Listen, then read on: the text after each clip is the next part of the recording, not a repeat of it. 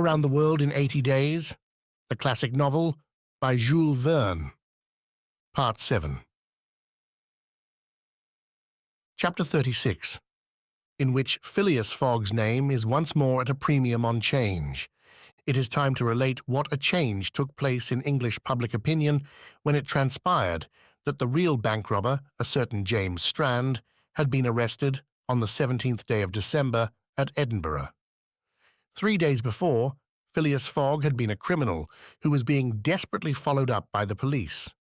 Now he was an honourable gentleman, mathematically pursuing his eccentric journey round the world. The papers resumed their discussion about the wager. All those who had laid bets for or against him revived their interest as if by magic. The Phileas Fogg bonds again became negotiable, and many new wagers were made. Phileas Fogg's name was once more at a premium on change. His 5 friends of the Reform Club passed these 3 days in a state of feverish suspense. Would Phileas Fogg, whom they had forgotten, reappear before their eyes? Where was he at this moment? The 17th of December, the day of James Strand's arrest, was the 76th since Phileas Fogg's departure, and no news of him had been received. Was he dead? Had he abandoned the effort, or was he continuing his journey along the route agreed upon? And would he appear on Saturday, the 21st of December, at 9:15 in the evening, on the threshold of the Reform Club saloon? The anxiety in which for 3 days London society existed cannot be described. Telegrams were sent to America and Asia for news of Phileas Fogg. Messengers were dispatched to the house in Savile Row morning and evening. No news. The police were ignorant what had become of the detective Fix, who had so unfortunately followed up a false scent. Bets increased, nevertheless, in number and value. Phileas Fogg, like a racehorse, was drawing near his last turning point. The bonds were quoted no longer at 100 below par, but at 20, at 10, and at 5. And paralytic old Lord Albemarle bet even in his favour. A great crowd was collected in Pall Mall and the neighbouring streets on Saturday evening.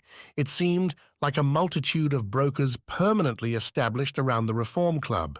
Circulation was impeded, and everywhere disputes, discussions, and financial transactions were going on. The police had great difficulty in keeping back the crowd, and as the hour when Phileas Fogg was due approached, the excitement rose to its highest pitch.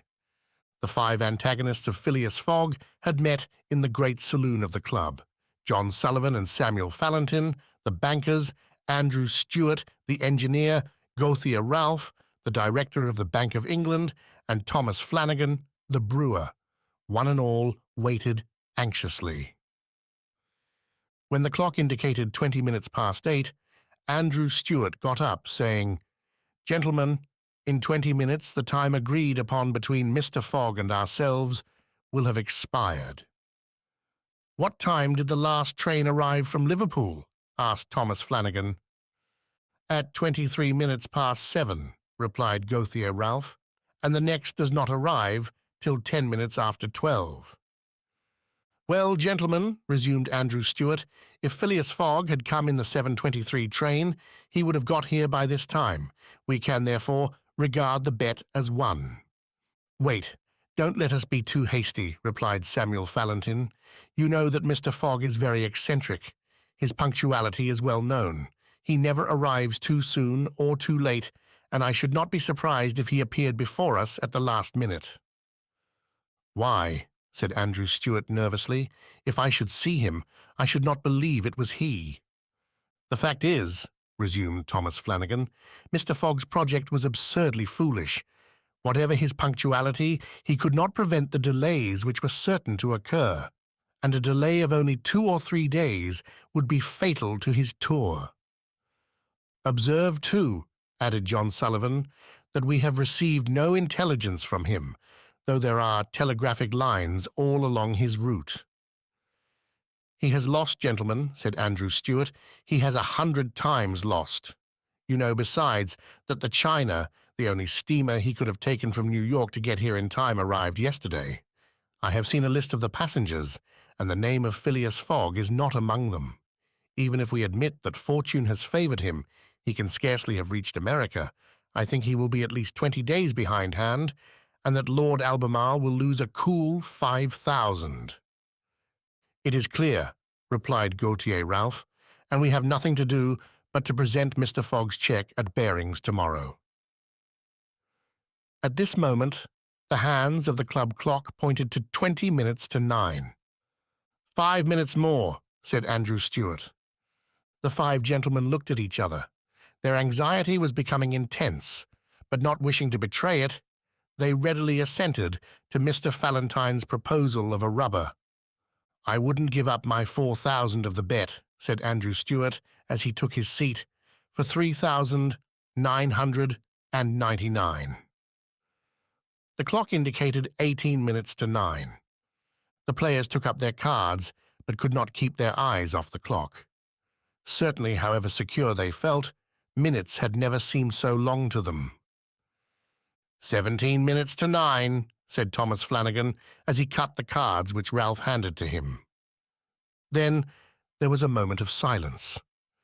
The great saloon was perfectly quiet, but the murmurs of the crowd outside were heard, with now and then a shrill cry. The pendulum beat the seconds, which each player eagerly counted as he listened with mathematical regularity. 16 minutes to 9, said John Sullivan, in a voice which betrayed his emotion. 1 minute more, and the wager would be won. Andrew Stuart and his partners suspended their game. They left their cards and counted the seconds. At the 40th second, nothing. At the 50th, still nothing. At the 55th, a loud cry was heard in the street, followed by applause, hurrahs, and some fierce growls. The players rose from their seats. At the 57th second, the door of the saloon opened, and the pendulum had not beat the 60th second when Phileas Fogg appeared, followed by an excited crowd who had forced their way through the club doors, and in his calm voice said, "Here I am, gentlemen." Chapter 37, in which it is shown that Phileas Fogg gained nothing by his tour around the world, unless it were happiness. Yes, Phileas Fogg in person. And the reader will remember that at 5 minutes past 8 in the evening, about 25 hours after the arrival of the travellers in London, Passepartout had been sent by his master to engage the services of the Reverend Samuel Wilson in a certain marriage ceremony which was to take place the next day. Passepartout went on his errand enchanted.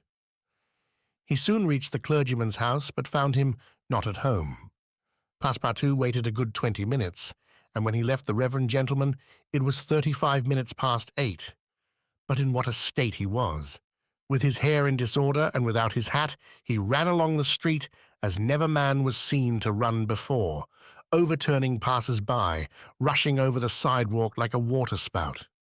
In 3 minutes, he was in Savile Row again and staggered back into Mr. Fogg's room.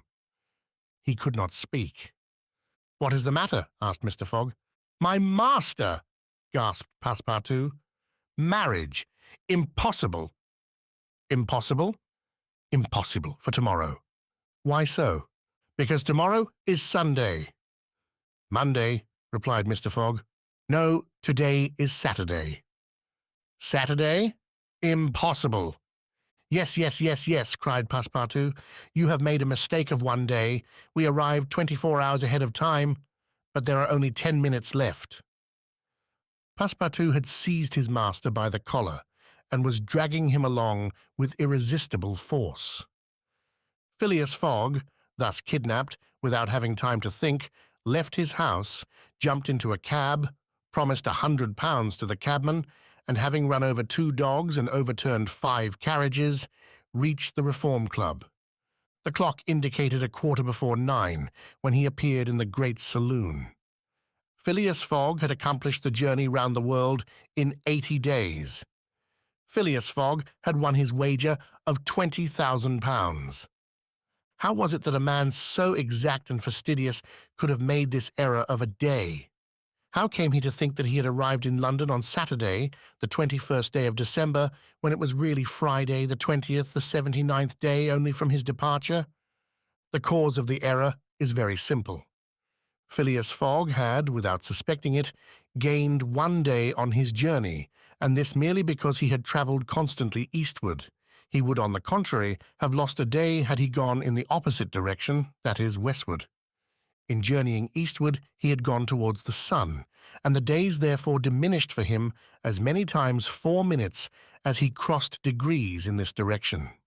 There are 360 degrees on the circumference of the earth, and these 360 degrees multiplied by 4 minutes gives precisely 24 hours. That is, the day unconsciously gained. In other words, while Phileas Fogg, going eastward, saw the sun pass the meridian 80 times, his friends in London only saw it pass the meridian 79 times. This is why they awaited him at the Reform Club on Saturday and not Sunday, as Mr. Fogg thought. And Passepartout's famous family watch, which had always kept London time, would have betrayed this fact if it had marked the days as well as the hours and the minutes. Phileas Fogg, then, had won the £20,000, but as he had spent nearly 19,000 on the way, the pecuniary gain was small. His object was, however, to be victorious and not to win money. He divided the £1,000 that remained between Passepartout and the unfortunate Fix, against whom he cherished no grudge. He deducted, however, from Passepartout's share the cost of the gas, which had burned in his room for 1920 hours, for the sake of regularity. That evening, Mr. Fogg, as tranquil and phlegmatic as ever, said to Aouda, "Is our marriage still agreeable to you?" "Mr. Fogg," replied she, "it is for me to ask that question. You were ruined, but now you are rich again." "Pardon me, madam, my fortune belongs to you. If you had not suggested our marriage, my servant would not have gone to the Reverend Samuel Wilson's, I should not have been apprised of my error, and—" "Dear Mr. Fogg," said the young woman. "Dear Aouda," replied Phileas Fogg. It need not be said that the marriage took place 48 hours after, and that Passepartout, glowing and dazzling, gave the bride away. Had he not saved her, and was he not entitled to this honor? The next day, as soon as it was light, Passepartout rapped vigorously at his master's door. Mr. Fogg opened it and asked, "What's the matter, Passepartout?" "What is it, sir? Why, I've just this instant found out—" "What?" "That we might have made the tour of the world in only 78 days. "No doubt," returned Mr. Fogg, "by not crossing India. But if I had not crossed India, I should not have saved Aouda. She would not have been my wife, and—" Mr. Fogg quietly shut the door. Phileas Fogg had won his wager and had made his journey around the world in 80 days. To do this, he had employed every means of conveyance: steamers, railways, carriages, yachts, trading vessels, sledges, elephants.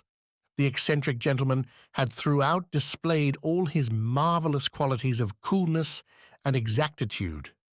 But what then? What had he really gained by all this trouble? What had he brought back from this long and weary journey? Nothing, say you? Perhaps so. Nothing but a charming woman, who, strange as it may appear, made him the happiest of men. Truly, would you not for less than that make the tour around the world?